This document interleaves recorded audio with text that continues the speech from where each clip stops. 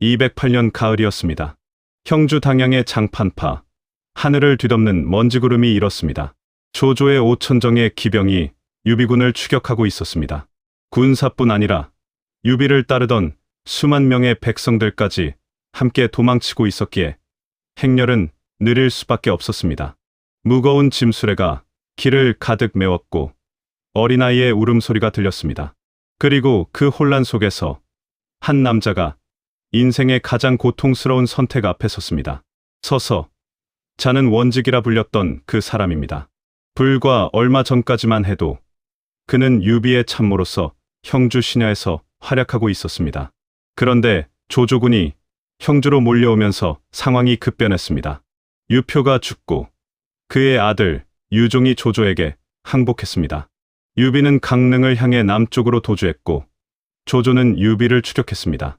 그 추격전 속에서 서서의 어머니가 조조군에게 포로가 되고 말았습니다. 서서는 유비에게 작별을 고하고 조조에게로 갔습니다. 훗날 그는 위나라에서 팽성상, 우중랑장, 어사중승까지 승진했습니다만 결국 제갈량이 북벌할 때 친구 서서와 석도의 관직을 듣고 이렇게 탄식했다고 합니다. 위의 인재가 그렇게 많은가? 어찌하여 두 사람이 쓰이지 않는 것인가? 서서는 도대체 어떤 인물이었길래 제갈량이 그토록 아쉬워했을까요? 왜 그는 어머니를 위해 유비를 떠나는 선택을 했을까요? 그리고 그 선택이 가져온 결과는 무엇이었을까요? 오늘 우리는 정사 삼국지 기록을 통해 서서의 이야기를 살펴보겠습니다. 시작하기 전에 좋아요와 구독 부탁드립니다. 그럼 지금부터 시작하겠습니다. 후한 말기였습니다. 황건적의 난이 일어난 지 10여 년, 천하는 혼란에 빠져 있었습니다. 동탁이 낙양을 불태웠고 여러 군웅들이 각자 땅을 차지하며 싸우고 있었습니다. 백성들은 전쟁을 피해 고향을 떠나야 했습니다. 이런 시대에 예주 영천군 장사연에서 서복이라는 이름의 남자가 태어났습니다. 훗날 서서로 개명하게 되는 그 사람입니다. 기록에 따르면 서서는 단가의 자식이었다고 합니다. 단가란 친척이 없는 단독 가구를 의미합니다. 당시 시대에는 친족간 상부상조가 중요했는데 서서는 그런 연줄이 없는 매우 불우한 환경에서 자랐던 것입니다. 어머니와 단둘이 살았던 것으로 보입니다. 젊은 시절의 서서는 학자가 아니었습니다. 그는 임협을 좋아하고 검술에 능했습니다. 쉽게 말하면 시장 바닥에서 패거리를 지어 칼을 휘두르고 다니던 날건달이었던 셈입니다. 189년경 서서는 친구의 원수를 갚아주기 위해 사람을 죽였습니다. 그리고 얼굴에 흰 흙을 바르고 머리를 풀어 헤쳐 얼굴을 숨긴 채 달아났지만 결국 관원에게 붙잡히고 말았습니다. 관원들이 신문했지만 서서는 한마디도 하지 않았습니다. 관원들은 어쩔 수 없이 그를 수레에 묶고 사람들 사이를 돌아다니며 아는 사람을 찾았지만 아무도 나서지 않았습니다. 그때 친구들이 그를 구출해 주었습니다. 그 일을 계기로 서서는 깊이 깨달았습니다. 칼을 버리고 학문에 정진하기로 결심했습니다. 동양 사람인 석도와 교제하며 공부를 시작했습니다. 중평연간 전란을 피해 석도와 함께 형주로 갔습니다. 그곳에서 사마위라는 스승 밑에서 학문을 익혔습니다. 이때 제갈량, 맹건과도 친구가 되었습니다. 제갈량은 훗날 이렇게 평가했습니다. 서서, 맹건, 석도는 임관하면 자사나 태수 정도는 될 것이다. 자신에 대해서는 말하지 않았지만 제갈량은 서서의 능력을 인정했던 것입니다. 서서, 맹건, 석도는 학문을 깊이 이해하려 노력했고 제갈량은 요점을 익히는데 주력했다고 기록되어 있습니다. 그렇게 날건달은 학자로 변했습니다. 당시 유비는 형주 신야에 주둔하고 있었습니다. 유비는 원래 서주를 다스리던 도겸으로부터 서주목 자리를 물려받았지만 여포에게 빼앗겼습니다. 그 후 조조에게 의탁했다가 조조를 배반하고 원소에게 갔고 원소가 관도대전에서 조조에게 패한 후에는 형주의 유표에게 의탁한 상태였습니다. 유표는 유비에게 신야를 맡겼습니다. 신야는 형주의 북쪽 관문이었습니다. 조조의 공격을 막는 방패 역할이었던 셈입니다. 서서는 유비를 만났고 유비는 그를 유능한 자라고 생각했습니다. 얼마 후 서서는 유비에게 제갈량을 청거했습니다. 유비가 서서에게 제갈량을 데려오라고 하자 서서는 이렇게 말했습니다. 저는 그를 만날 수는 있지만 데려오지는 못합니다. 이 말의 의미는 명확했습니다. 제갈량 같은 인물은 스스로 찾아가서 예를 갖춰 모셔와야 한다는 뜻이었습니다. 그래서 유비는 직접 제갈량을 찾아갔습니다. 바로 유명한 삼고초려입니다. 서서가 제갈량을 청구한 것. 이것이 역사에서 서서가 남긴 가장 큰 공헌이었습니다. 만약 서서가 제갈량을 청구하지 않았다면 어땠을까요? 유비가 제갈량을 만나지 못했다면 북한의 역사는 어떻게 바뀌었을까요? 물론 추측일 뿐입니다. 하지만 서서의 이 결정이 삼국의 역사를 바꾼 것만은 분명합니다. 208년 7월이었습니다. 조조가 대군을 이끌고 형주로 남하했습니다. 관도대전 이후 8년 동안 원소의 잔당을 모두 평정하고 화북 지역을 장악한 조조는 이제 남쪽으로 눈을 돌렸습니다. 마침 그때 형주목 유표가 죽었습니다. 차남 유종이 뒤를 이었는데 유종은 조조의 대군을 보고 두려워했습니다. 제대로 싸워보지도 않고 항복해버렸습니다. 유비는 난처한 처지에 놓였습니다. 번성에 주둔하고 있던 유비는 유종이 있던 양양으로 향했습니다. 제갈량은 유종을 공격하여 형주를 차지하자고 제안했지만 유비는 유표의 은혜를 생각해 거절했습니다.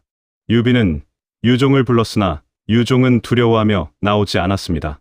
그러자 유종의 측근들과 많은 형주 사람들이 유비에게 귀순했습니다. 수많은 백성들이 유비를 따라 움직였기에 하루에 10여리밖에 전진하지 못했습니다. 유비는 관우에게 수백 척의 배의 사람들 일부를 태워 강릉으로 보내고 미리 접선 준비를 하게 했습니다.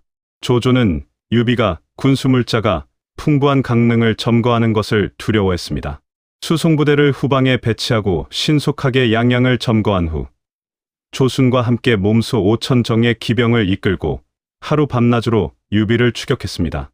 당양연 장판에서 조조군이 유비군의 후미를 급습했습니다. 피난민 무리는 급습에 붕괴되어 흩어졌습니다. 백성들이 조조군에게 사로잡혔습니다. 유비는 급습을 예상하지 못했습니다. 처자를 버리고 제갈량과 함께 수십 기의 병력만 데리고 도주했습니다. 이때 피난민 사이에 있던 유비 가신들의 가족들도 무사하지 못했습니다. 서서의 어머니가 조조군에게 포로가 되었습니다. 서서는 유비에게 작별 인사를 하고 조조에게 갔습니다. 정사 삼국지의 기록은 여기까지입니다. 매우 간결합니다. 편지 위조나 어머니의 자살 같은 이야기는 나오지 않습니다. 그런데 소설 삼국연의에서는 이 부분이 극적으로 각색되어 있습니다. 연의에 따르면 조조의 책사 정욱이 계책을 냈다고 합니다. 서서의 어머니를 후하게 대접하자 어머니가 감사의 편지를 보냈고 정욱은 그 필체를 흉내내어 거짓 편지를 만들었습니다. 나는 지금 조조에게 잡혀 있는데 언제 죽을지 모른다.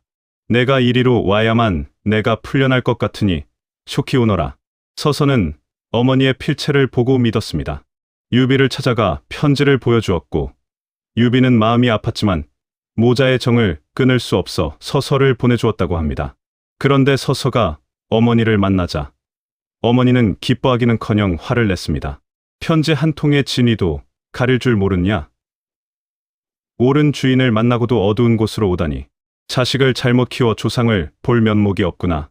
그리고 안으로 들어가 목을 메어 자결했다고 합니다. 서서는 이후 조조를 위해 어떠한 계책도 내지 않았다고 연희는 전합니다. 이것이 소설의 이야기입니다. 매우 극적이고 감동적입니다. 하지만 역사는 다릅니다. 정사에는 정욱이 편지를 위조했다는 기록이 없습니다. 서서 어머니가 자살했다는 기록도 없습니다.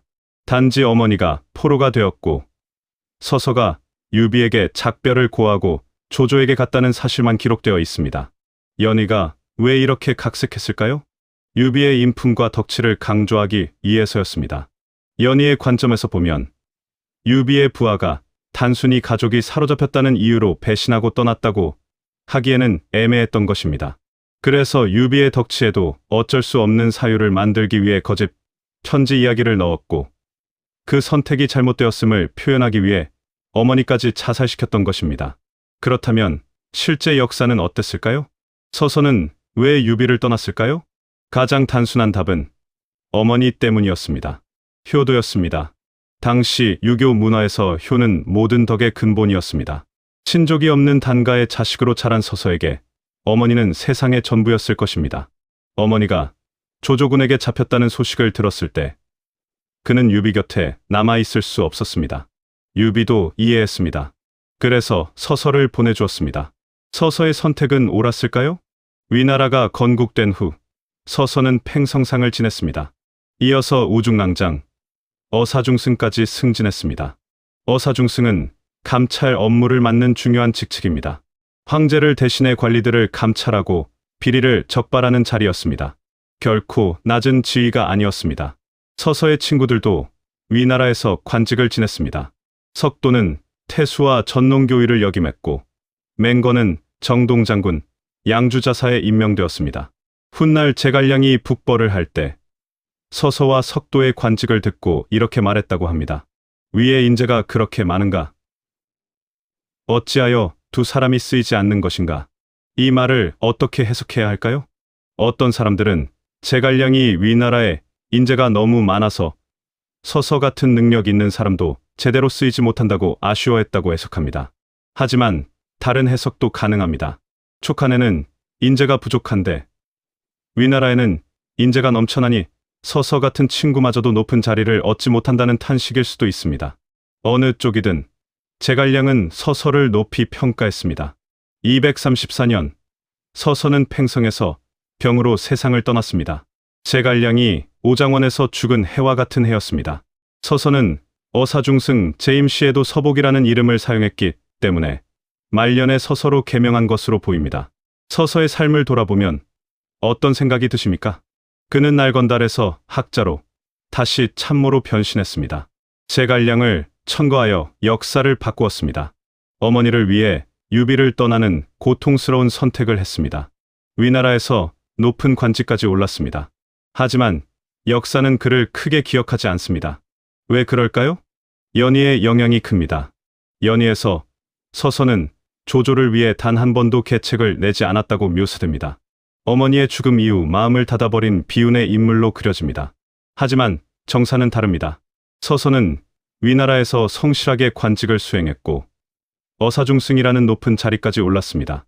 만약 그가 정말로 일을 하지 않았다면 그런 승진이 가능했을까요? 제갈량이 두 사람이 쓰이지 않는다고 탄식한 것은 서서와 석도의 능력에 비해 직책이 낮다고 생각했기 때문일 수도 있습니다. 하지만 객관적으로 보면 어사중승은 결코 낮은 자리가 아니었습니다. 그렇다면 서서는 성공한 것일까요? 효도와 충성 사이에서 선택해야 한다면 여러분은 어떻게 하시겠습니까? 서서는 효도를 택했습니다. 당시 유교 문화에서는 당연한 선택이었습니다. 유비도 이해하고 그를 보내주었습니다. 하지만 그 선택에는 대가가 따랐습니다.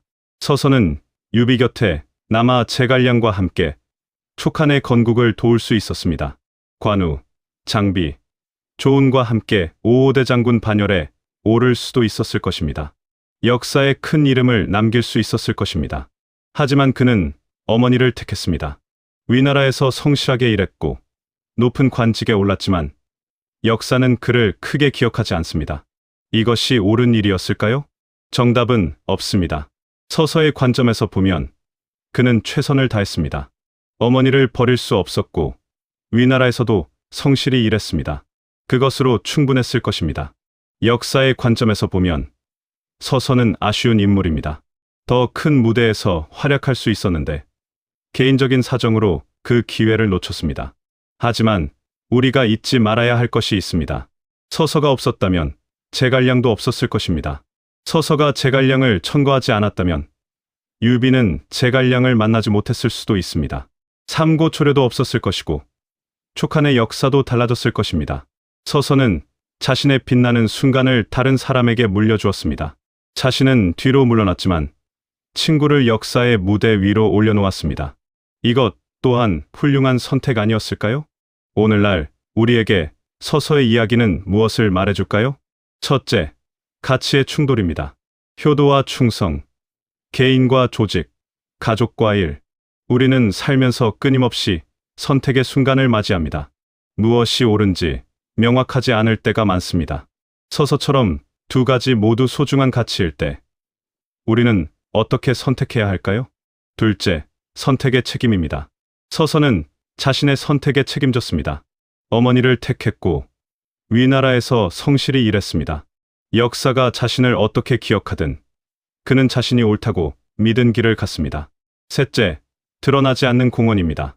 서서의 가장 큰 업적은 제갈량을 천거한 것입니다. 자신이 빛나는 대신 더 뛰어난 사람을 추천했습니다. 조직에서 이런 태도는 매우 중요합니다. 자신보다 뛰어난 사람을 질투하지 않고 적극적으로 추천할 수 있는가? 넷째, 정사와 연희의 차이입니다. 서서에 대해 우리가 아는 많은 이야기는 연희에서 나온 것입니다.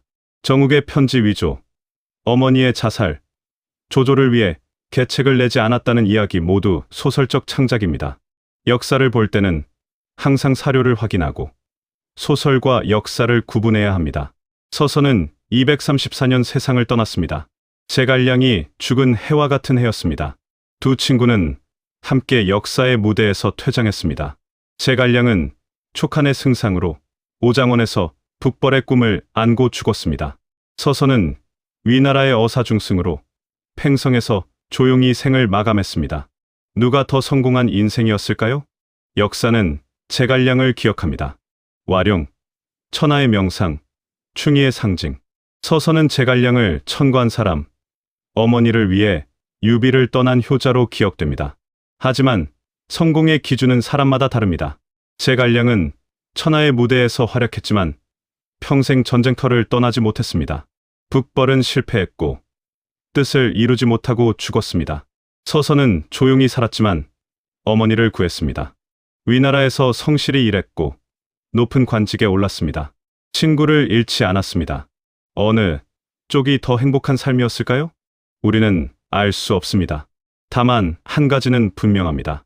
서서는 자신이 옳다고 믿는 길을 갔습니다. 후회하지 않았을 것입니다. 그것으로 충분하지 않을까요? 208년 장판파의 혼란 속에서 서서가 내린 선택은 과연 옳았을까요? 효도는 분명 옳았습니다. 어머니를 버릴 수 없었던 것도 이해할 수 있습니다. 하지만 그 선택이 가져온 결과는 복잡합니다. 서서 개인의 관점에서는 성공적이었을 수 있습니다. 어머니를 구했고 위나라에서도 출세했습니다. 역사의 관점에서는 아쉬움이 남습니다. 촉한에서 더 큰 활약을 할 수 있었는데 그 기회를 놓쳤습니다. 하지만 가치의 관점에서 보면 존중할 만합니다. 서서는 자신의 신념을 지켰습니다. 서서의 이야기는 우리에게 질문을 던집니다. 무엇이 진정으로 중요한가? 무엇을 위해 살 것인가? 어떻게 기억되고 싶은가? 이 질문들에 대한 답을 찾는 것.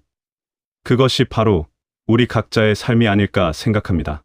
오늘 서서의 이야기 어떠셨나요? 정사 삼국지는 서서에 대해 많은 것을 말해주지 않습니다.